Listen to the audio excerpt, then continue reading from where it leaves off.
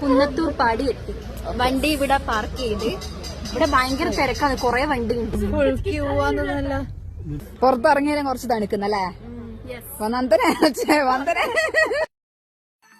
അങ്ങനെ മുത്തപ്പന്റെ ആരുടെ സ്ഥലമായ കുന്നത്തൂർ പാടിയിലേക്ക് ഞങ്ങളും പോയി. നല്ല തണുപ്പായിരുന്നു. ഒരു 10:30 ശേഷമായിരുന്നു പോയിട്ടുണ്ടായിരുന്നത്.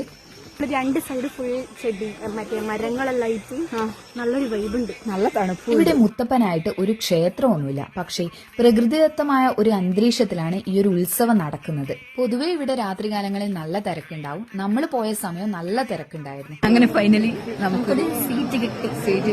നല്ല കിട്ടിയിട്ടുണ്ട്.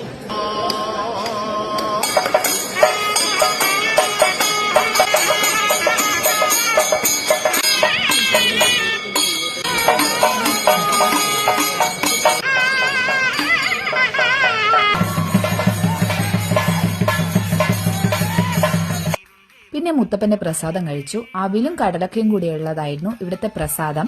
ഇതിപ്പോ മലക്ക വരുന്ന പോലെ ഉണ്ട് എന്നാ പറയുന്നത്. അതിന്റെ ഞാനും വലിയ ഇല്ല, അതുപോലെയല്ല. അടുത്തുനിന്നായിട്ട് അപ്പൊ പാടിയിൽ പോയിട്ട് വന്നതിന് ഒരു നല്ലൊരു തൃപ്തിയായി.